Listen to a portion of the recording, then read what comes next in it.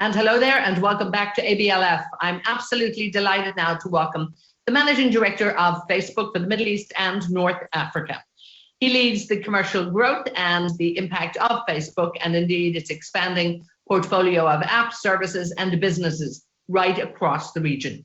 He's a former senior partner at one of the world's leading management consultancies, and of course brings a wealth of experience to Facebook. So we're absolutely delighted he is here with us, the Managing Director of Facebook for the Middle East and North Africa, Ramez Shehadi. Thanks for joining us. Thank you, and it's my sincere pleasure for being here. The ABLF is always a premium event, and I'm delighted. Thank you. And we're keeping it premium on virtual as well. So we're going to make sure we're right up until March 2022. So we might even talk to you even before that again. But listen, let's look back on the last few years and maybe talk to us about some of the major changes, I suppose, in the user behavior at Facebook, and how did you adapt to, customer and user demands in the last couple of years? Fantastic question to start with, because I think it's undeniable just how extensive change has been in every aspect of life, in the way that we engage, the way that we communicate, the way that we celebrate, the way that we trade and engage in the business world. And if I were to categorize really into kind of two clusters, it would be behavioral change, if you like, in everything outside of the business world, and then very much change in the business world itself. A few phenomena were brought to bear, particularly around messaging, video calling, and the services that we use to stay connected and sharing with the people that we particularly care about. With everyone being locked down, dramatically less mobile, we spent a lot more time online, and so the use of our platforms spiked. It went up exponentially. And around messaging and video calling and staying connected and checking in, our services, our platforms really came to the aid of the needs of many, many people. We had a Ramadan this year and last year, and we enabled people to share, gift, celebrate, reflect in ways that they had never been almost forced to in the past. And so our platforms enabled for people to express themselves and to celebrate and reflect on that holiday in a dramatically different way. The way that we consumed entertainment, the way that we shopped fundamentally changed. We increasingly moved towards a just-in-time, on-demand experience, much more so than before, because we didn't have the privilege to be able to go and sit in physical co-location. And that similar paradigm transferred that nature of impact into the business world. Doors were shuttered. Businesses couldn't engage consumers over the counter. And so we had to bring about a lot more capability throughout the COVID pandemic to basically enable online purchasing, e-commerce, both of which soared at levels that we'd never seen before. And if e-commerce was about people finding product in the past, amidst COVID, we enabled discovery commerce, products finding people.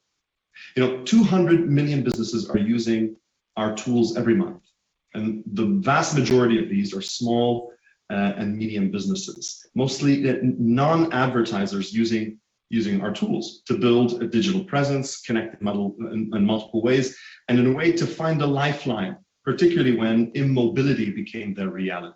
Yeah? And what has resulted was a massive surge in cross-border commerce. So if I'm no longer limited to my physical radius and I have access to a wider community of consumers, in my community, or in this case, across borders, businesses not only were able to survive, but they started to thrive. And cross-border commerce grew by nearly 20% year on year throughout this crisis, and essentially helped markets become increasingly resilient. I mean, just what a great story, what a great journey in many ways. We look at Facebook and it touches everybody's life. I mean, it really, really does. But this concept, as you say, to a product discovery, a lot of products seem to have discovered me. You know, yeah, it's not necessarily I'm out there looking for them. I might have thought about them and suddenly they show up. So yeah, but that's a discussion for another day, how that's happening. But anyway, it's often very welcomed too. But talk to me, we talk a lot about retail and we talk about how things have changed. Talk to me about Facebook shops and really how, you know, the success of Facebook shops, how that has benefited perhaps SMEs and even bigger enterprise. Indeed, and in fact, you know, this paradigm of embracing digital you know, is true, as much true for the large enterprise as it is for the small and medium and even micro enterprise. Again, if you go back to this point of immobility, you know, that we were unable to engage the way that we had traditionally engaged pre-pandemic, forced us to find mediums for trading, communicating, informing at a pace that we had never had to do before. You know, there's a meme that's been out there that says, "What forced your digital transformation? Was it your board, your CEO, or COVID-19?" And indeed, COVID-19 was a leveling function and forced us all to rethink how we exchange value. And Facebook Shops was born amidst the pandemic as exactly as I referred to earlier, this notion of a lifeline, that if you had been limited to the physical world, how could we extend to you the digital world in short order, in easy form, so that you can reinvent yourself or maintain yourself and find a path to sustainability and ultimately to growth. And so Facebook Shops brought people a storefront. It brought businesses a storefront. It brought them a catalog. It linked them to a payment gateway. It offered up connections to logistics and warehousing, and basically said, here's a brand new world. Let's now help you to connect. And so Facebook Shops came onto the scene at a critical time and helped millions of businesses find a way to survival. Right? And particularly those businesses that suffered from the loss of physical engagement, which clearly are the micro, small, and medium businesses, but big businesses alike. You know, while many have embraced digital paradigms in the past, many of them only embraced sort of the, if you want, the two-dimensional kind of experience that, hey world, we exist, we have a website, you know, and you can click on it. Well, now we said, well, let's move from that into getting to understand your consumer better, engaging with them at moments that matter, bringing things of relevance to them, and developing a relationship with your consumer well beyond the immediate transaction. And Facebook Shops does this from the smallest to the largest. Yeah? And discovery commerce, again, throughout all of this, and would be delighted to have a further discussion with you in due course around what is the nature of discovery, right? How do we get our behaviors, our preferences, our interests to be in service of having things of relevance be available to us, as opposed to being bombarded by things that are irrelevant, untimely, and without purpose. Indeed. And of course, technology driving all of that and bringing everything together for you. But let's look at how Facebook is leveraging artificial intelligence and perhaps face recognition, you know, and again, making the platform more inclusive really and relevant to all of your customers and, you know, users. Fantastic. And in many ways, you know, the artificial intelligence is at the heart of much of this pursuit and crescendo of relevance, right? That if the industrial revolutions of the past have been about building scale and automation, artificial intelligence and the explosion in engagement around artificial intelligence has really been about understanding human behavior, human preference at scale. Not a new paradigm, by the way. I mean, Isaac Asimov warned the world about artificial intelligence, in the late 1930s, 1940s, if I'm not mistaken. And indeed, it is a powerful tool, which, given the technology that exists today, has allowed us to engage and leverage it at a very, very different way and a very different pace. But AI plays an important role across our apps, from enabling augmented reality effects. So how you view the physical world with enhanced information to allow you to make better decisions or more informed decisions, to keeping bad content off of our platforms and ensuring that bad actors are not manipulating the visual experience in a way that's advantageous for them, but disadvantageous for the consumer. Or something as important and as vital as helping our communities through navigating the right information at the right time around COVID-19 and the like.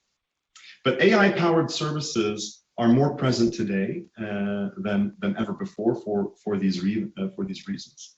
And we work really hard to kind of ensure that these outcomes are valuable and useful to everybody. And in fact, this notion of valuable and useful also contains the notion of being fair and inclusive. It's not a one-size-fits-all. Automation or capturing human preference, in order for it to be accurate, sustainable, must at its core not be one-size-fits-all. Yeah? It has to bring to bear the ultimate in personalization, so that we are not emulating the inappropriate aspects or the unfair aspects of human interaction into our technology as well. And so we've developed an AI tool called Fairness Flow, and we've used Fairness Flow to help our teams analyze common types of AI models and to ensure that these implicit biases don't make their way into the technology. And and people look different, people speak different, people have cultural nuance that all needs to be adapted to and catered to, so that it's not just an American model for the rest of the world, or or whatever the paradigm might be. And we've invested heavily in really understanding these nuances to be fit for purpose, to be engaged, to be fair, as I had said. And that's so important. It really is. It really is. Yeah. I mean, people want to feel very inclusive, in a platform like this, I think, which so many people use, and they share so much of themselves on. I think they really want to feel that you guys are minding the shop, so to speak, as well. But talk to me about some of, there's a few competitors coming up there, and occasionally sort of some of the younger ones might tell me I'm a little old fashioned still being on Facebook, but they're there as well. They're still there. But they find out everything that's going on Facebook with their families and friends and everything. So talk to me a little bit about, how do you make Facebook continue to be relevant and to make it even more relevant and to stay ahead of the competition, so to speak? Well, I think first and foremost, we welcome competition wholeheartedly. It keeps us on our toes, at the edge of our seats, looking over our shoulders. It forces us to drive quality and manage experience, because all the competition is doing so as well. And the consumers are sensitive to these things. They will tend towards the better, safer, more fulfilling type of experience. And so we're not sitting back with arms folded, taking anything for granted. And there's fantastic competition out there, really world class, and it's causing us to also rise to the occasion. And I think just to maybe highlight what we think is a part of our value proposition is that Facebook, and I use Facebook in the broader sense here, brings about a series of experiences that we believe and our consumers show us they value and are valuable to them. It allows people to connect with friends, as we've said, and with family, to find groups and to find solace in those groups, to have voice and communicate them, their intentions, their needs, their desires in a way that's safe, not only for themselves, but for others, to be a part of a good cause, to create a job, to find a job, to support a business, and to engage in a number of different things: celebrating, mourning, finding, seeking, growing, thriving. And so we have a multitude of platforms, a multitude of services that we try to bring to bear to the benefit of the communities all around. So we try to be holistically relevant to our consumers, and Generation Z in particular. The community where connecting online is not connecting online. It is an extension of life for Gen Z. You're so right. Yes, it is. Yeah. It's the natural thing they do. Yeah. We almost have to take a step towards it, but they do it. It is. It's seamless, and they move through these different services and different paradigms, as easily as perhaps you and I might drink a glass of water, and it's second nature, second skin to them.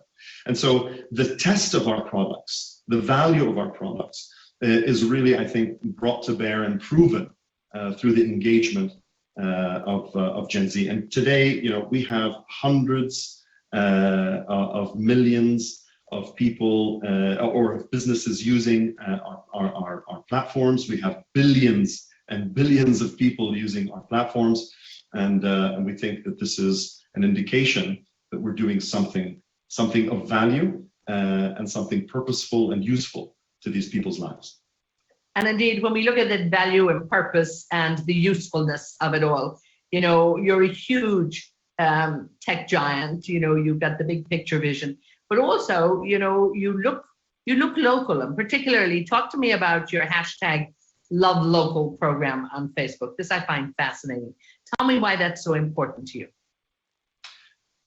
I am so immensely passionate about Love Local, and if I start to ramble, please cut me off, because I could speak forever and then some about Love Local. And I suppose at the risk of even coming across a bit religious in this context, I think what's at the source and the core of Love Local is the notion that what we do to the least in society and in the community is often an indication of who we are at the core and what we stand for.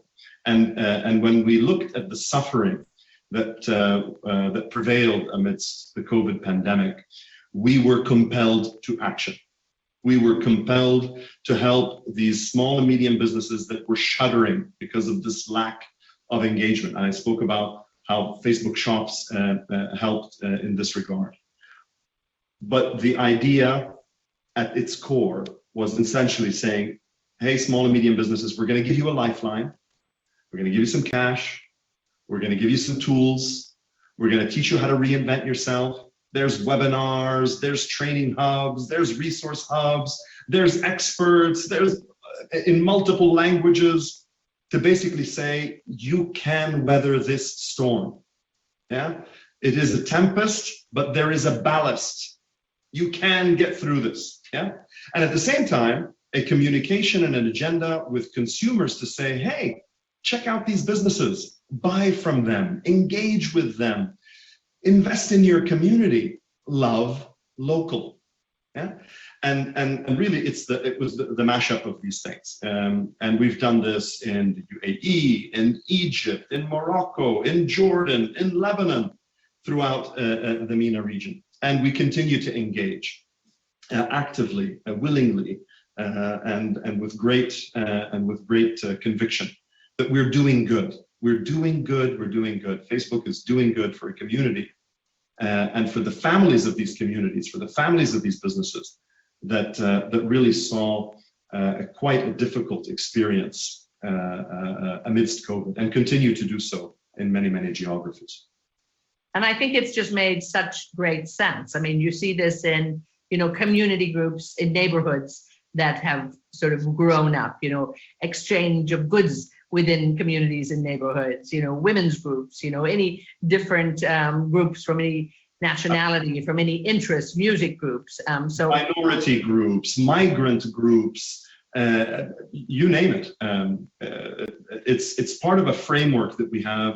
And, like I suppose many multinationals will do, we have an acronym that contains it, BOOST. We have a BOOST program, and each letter stands for a series of initiatives and programs that we have in each of the geographies to engage, teach, equip businesses, connect communities, and help them to thrive.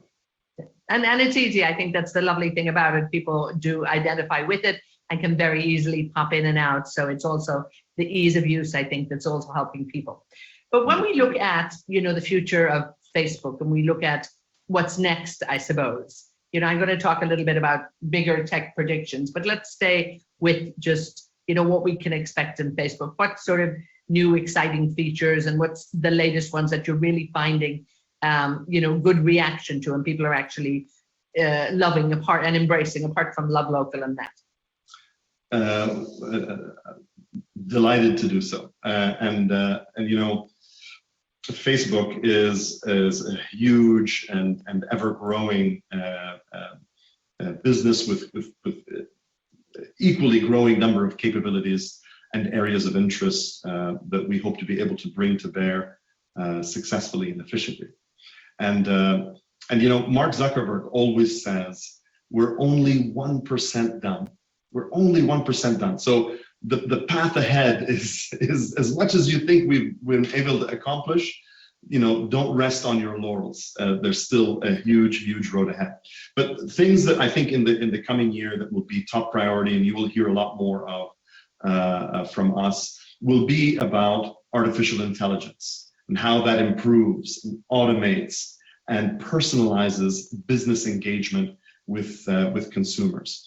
Whether it is directly in the form of conversational commerce, so how communication between individuals and businesses leads to a transaction of value, to better understanding preferences and bringing about augmented and virtual reality, which is the other key focus area for us. Using Oculus, using mobile devices to engage and look at products differently, be more informed geospatially, will be a big part of what we do and how we do it. Remote work will be a key thing as well. We've all seen how working at home actually can work, and that we don't need to travel as much as we do, and that not traveling as much. And I got to share this number with you because it's mind-boggling for Facebook alone, and then you can multiply it for everyone else. It can save the planet. Facebook employees alone, spend nearly 350,000 hours per week commuting. That stopped. Imagine what that did to emissions, greenhouse gases, pollution. And multiply that then for the next 10 years. So even after this pandemic settles down and we find a cadence to life again, we're giving our employees the ability to continue to work from home and to find a balance that works for them and works for the enterprise. And it's opening up access to new resources from all around the world. So some interesting and exciting things that are on the road ahead of us, no doubt.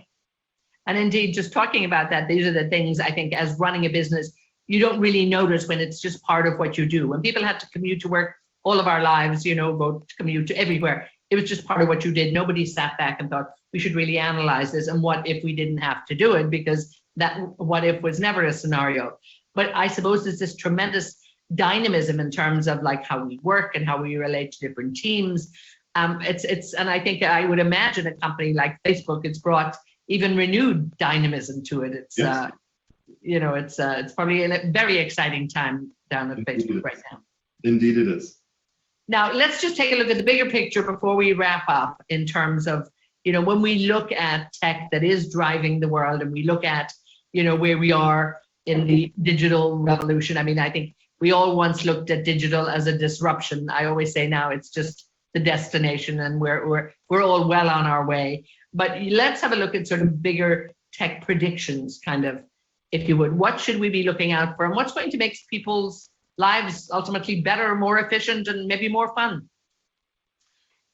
Oh, that's another great question that you have.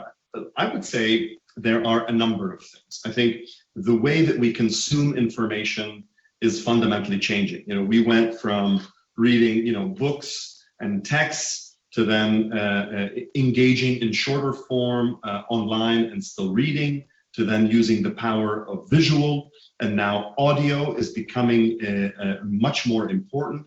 And those that have complications in terms of visual or audio engagement are also being invited and enabled and included on these tools and in this space. And it's incredible how technology is enabling those that are those individuals of determination to thrive as well on these mediums. And so how we communicate and express, given this change in medium, is going to be key. And key among all of these is the new form of video, and how video is leveraged, and is video in fact only visual, is a particularly interesting paradigm, and how you experience it and how immersive it is, and the importance of an app or an appless world, how much you should choose your preferences versus your preferences capturing your behavior, and the nature of convenience and privacy, which is headlining very rightfully so all around the world, around what is safe and what is appropriate. So all of these, I think, paradigms affect the digital world at large, right? And particularly then in the world of commerce. And we touched a little bit on discovery commerce, and I highlighted this notion of conversational commerce. We went from the notion of a brick and mortar shop in the past, right? You'd come to the shop, right? And then we moved online, and you'd go to the website. And now, in many ways, the business or the retail experience comes even closer proximity to you. It comes maybe into your home.